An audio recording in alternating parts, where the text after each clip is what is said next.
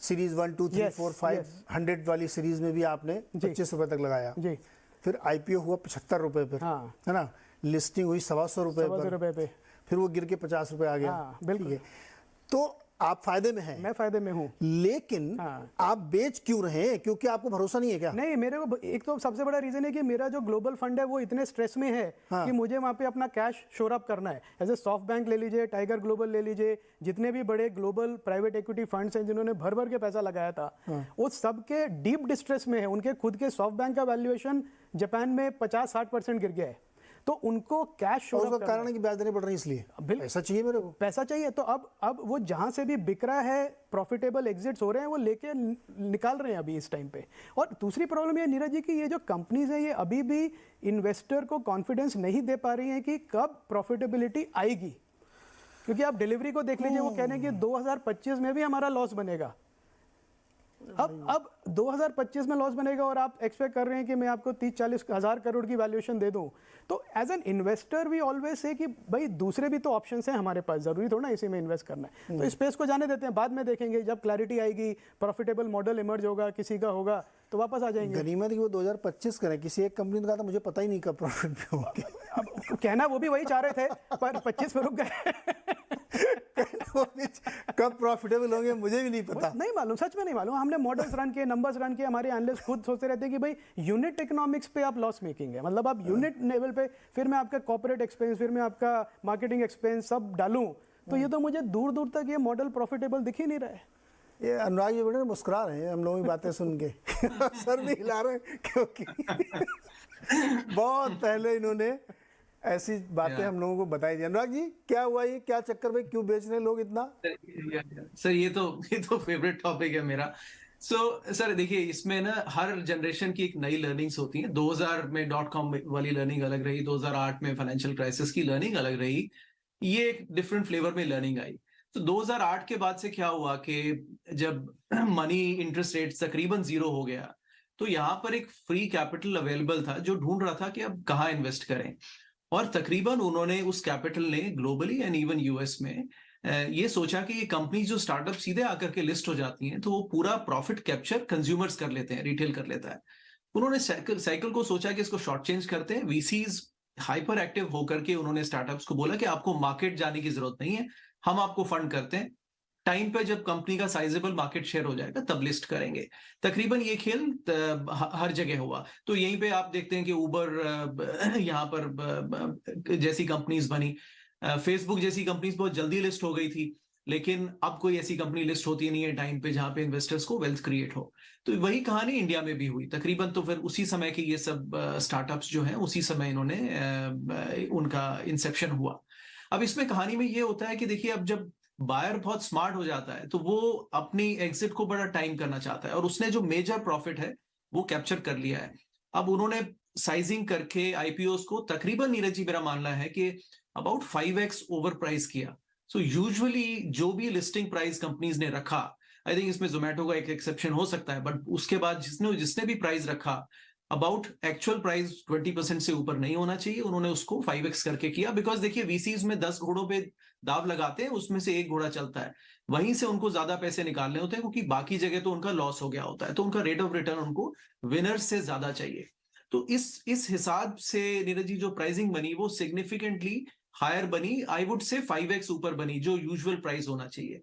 वो मैं इसलिए भी कह रहा हूँ नीरज जी, बिकॉज एक मार्केट साइजिंग होती है। हम टोटल एड्रेसेबल मार्केट की स्टोरीज वीसी से वो तो सुनाएंगे, लेकिन अगर एक कंपनी यूएस में $100 या 100 बिलियन पर है तो इंडियन काउंटर पार्ट 10 बिलियन से ऊपर नहीं हो सकता। इकोनॉमी का साइज भी होता है, मार्केट पोटेंशियल होता है, तो वो उससे ऊपर नहीं जाता। और ये इन्होंने तमाम उस बेंचमार्क को भी नजरअंदाज किया। तीसरा नीरज जी, अब देखिए, आईपीओ लाने से पहले 1:500 की रेशो में बोनस शेयर्स इशू किए। अब ₹1 का शेयर है। देखिए, ये सब कंपनीज जो हमारी पहले जिन आईपीओ में वेल्थ बनी, आईपीओ का मतलब होता है कंपनी आ रही है ग्रोथ कैपिटल लेने के लिए। सो टीसीएस, इन्फोसिस, तमाम तरह के हमारे बैंक्स जो बोल लीजिए आप, Kotak bank and HDFC bank and ICICI bank, they all came into the market very early, growth capital लिया। इन्वेस्टर्स को 20 साल तक इनकी 20% कैगर का फायदा मिला, और वो वेल्थ इन्वेस्टर्स में शेयर हुई। इन्होंने वो सब किया ही नहीं। वो आज मार्केट में जब कंपनी लिस्ट हो रही है तभी उसका शेयर 1 रुपए का है। बैंक्स को 20 साल लगे 1 रुपए के शेयर पे आने पे। तो देखिए वो शॉर्ट चेंज हो गई सारी ग्रोथ। आज जो आप खरीद रहे हैं वो ओवर प्राइस्ड है, उसमें अगले 5 साल की ग्रोथ भी ऑलरेडी इनकॉर्पोरेटेड है। अब उसके बाद कंपनी चले नहीं चले वो रिस्क भी इन्वेस्टर्स का है। तो I think this is a new learning. लोगों ने नई लर्निंग सीखी कि आईपीओ हर किस्म का आईपीओ। अनुराग जी, आपने एक बहुत बढ़िया बात कही जो हम लोग आगे चर्चा पे लाने ही वाले थे कि ये जो एक पेड अप पे लाए, वैल्यूएशन बिल्कुल मैच करूंगा मैं। हाल फिलहाल में भी अभी एक आध दो कंपनी आई है जो बिल्कुल वो स्विट्जरलैंड वाली सबसे बड़ी कंपनी के बराबर का वैल्यूएशन मांग रही है कि मेरे को वही चाहिए, लेकिन पेड अप हमने एक किया इसलिए आपको समझ में नहीं आ रहा है। प्लस जो बात कही कि पहले हमने बोनस भी कर दिया, राइट्स भी कर दिया, इतने टुकड़े उसके बना डाले कि मतलब ये समझ में नहीं आ रहा किसी को। ये सब चीजें अब रियलाइज हो रही हैं। अजय पांडे जी, आप सब लोग फंड मैनेजर हैं, क्या ये सब जो नए ज़माने की चीज़ें आई, बहुत सारे स्टॉक्स आए और इसमें आए, मन नहीं हुआ कभी कि बड़ा अट्रैक्टिव लग रहा है, फंसे नहीं कभी आप इस समय? सर जी, पहले तो मैं बता दूं, मैंने आज तक हाँ, किसी आईपीओ में हिस्सा नहीं लिया है। क्यों? का सबसे बड़ा रीजन यही है जो अभी अनुराग जी ने मुझे बताया और हम सबको बताया कि किस वैल्यूएशन पे क्या पीछे पीछे हुआ है लास्ट 5-7 सालों में किसी भी कंपनी के साथ। इस चीज को ट्रैक करना इतना आसान नहीं है। जब तक आप डीआरएसपी पढ़ेंगे, जब तक आप किसी प्राइवेट इक्विटी के बारे में समझेंगे या पुराने इन्वेस्टमेंट के बारे में समझेंगे, तब तक 2 या 3 नए आईपीओ और आ चुके होते हैं उसी सेगमेंट के, उसी सेक्टर के, ग्लोबली। तो लोग आपसे जो बात कर रहे होते हैं कंपटीशन पे बात कर रहे होते हैं, पेयर कंपैरिजन पे बात कर रहे होते हैं, ना कि कंपनी के फंडामेंटल पे। कि वहां पे अगर यूएस में कोई बड़ी फिनटेक कंपनी लिस्टेड है और उसका 100 का पी चल रहा है, तो इंडिया का तो पी वैसे भी 22-23 का चलता है निफ्टी का। तो क्यों नहीं इंडिया में 50 और 100 का पी पे लिस्ट होने चाहिए ये सब स्टॉक्स। तो इन चीजों पे कंपेयर होने लगा रादर देन कंपनी के फंडामेंटल्स को लेकर के। I am not against any of the fintech companies, पर उनके वैल्यूएशंस इतने हाई हैं, इतने हाई थे कि मैंने कभी भी इन कंपनियों को देखने की भी जरूरत नहीं समझी। तो आज मुझे ऐसा लग रहा है कि मैं शायद सही था और मतलब मेरे इन्वेस्टर भी सही बैठे इस चक्कर में। कम से कम हम लोग इन कंपनियों में नहीं देख पाए और ना देखा हमने। ये हम लोगों को पहले दिन से इस चीज का एहसास हो रहा था। आज एक बबल अभी टूटा है, लेकिन आने वाले समय मुझे लगता है और भी करेक्शन बाकी है इन सब कंपनियों में। गुरमीत सर, ये पांडे जी तो बता रहे हैं कि ये तो बहुत स्मार्ट हैं और इन्होंने कभी ऐसा किया नहीं, लेकिन जिस समय आ रहा था उस समय सचमुच ये मतलब बहुत कमेंडेबल काम है और बहुत जिगर चाहिए कि उस आप लालच से बचे रहे। अनुराग जी तो खैर मतलब बहुत ही, क्या बताऊँ, अमेरिका में बैठ के पता नहीं क्या क्या देखते रहते हैं, वहाँ के बैठ के यहाँ के डीआरएसपी पढ़ते हैं गजब करते हैं। लेकिन ये एक बहुत कॉमन फिनोमेना है इन्वेस्टर के लिए, रिटेलर के लिए, कि वो उसमें जाता है। मैं बहुत रिस्पेक्टफुली इन सारी कंपनियों के प्रमोटर्स की, इनके इन्वेस्टर्स की मेहनत का बहुत रिस्पेक्ट करता हूँ, लेकिन जो आज हमें दिख रहा है, जिस तरह के स्टेटमेंट्स आते हैं, तो फिर जो बात अजय कह रहे हैं कि बहुत पहले से ये चीज़ें वॉच करनी चाहिए। मैं एक बहुत दारा खुसरो शाही जो ऊबर के ग्लोबल सीईओ हैं, उनका एक स्टेटमेंट है, उन्होंने बताया था कि हमने अपने उस डीआरएसपी में लिखा था कि हमारा जो टोटल एड्रेसेबल मार्केट है वो अंडर द सन है। जहाँ जहाँ भी दुनिया में सड़कें हैं वहाँ मेरा मार्केट है। अगर इस तरीके के सब्ज़बाग दिखा करके आप अपने वैल्यूएशंस कमांड करना चाहेंगे तो फिर तो लालच में फंसना बड़ा लाजमी है। कैसे बचते थे आप लोग? और आज अगर अभी कह रहे थे कि 5x की वैल्यूएशन लिए, तो अभी तो 100 वाला माल 20 का हो गया, क्या अब अट्रैक्टिव है क्या? कैसे बचे और अभी क्या अट्रैक्टिव है क्या? सुनिए जी, मेरा ये मानना है, मैं सहमत हूँ जो अनुराग और अभि जी ने बोला और अजय ने भी, कि देखिए बाजार का ना एक तरीका होता है आपको नए लेसन्स सिखाने का, और हर 2-3 साल में ये नई फैशनेबल चीजें आती हैं। .com बबल आया, इंफ्रास्ट्रक्चर, मुझे याद है लोग बोलते थे इतनी रोड्स बनेंगी, इतनी स्टील बनेगी, इंफ्रास्ट्रक्चर कंपनी, म्यूचुअल फंड ने कुछ 15 इंफ्रास्ट्रक्चर फंड लॉन्च किए थे 2006 से 2008 के बीच में। तो ये हर 5 साल में लेटेस्ट फैशनेबल चीज आती है। लोगों ने स्पेशलिटी केमिकल में इन्वेस्ट करना शुरू किया बिना समझे कि स्पेशलिटी केमिकल होता क्या है। लोगों को सीडीएमओ का फुल फॉर्म नहीं पता, तो उनको हर कंपनी कॉन्ट्रैक्ट मैन्युफैक्चरर ही दिखती थी फार्मा में। तो ये पीरियड आते हैं, और ये थोड़ा हमारी टेंडेंसी हो गई है शायद सोशल मीडिया का, ये है कि सबको जल्दी है, क्रिप्टो में जल्दी है पैसा बनाने की, सबको रातों रात पैसा बनाना है।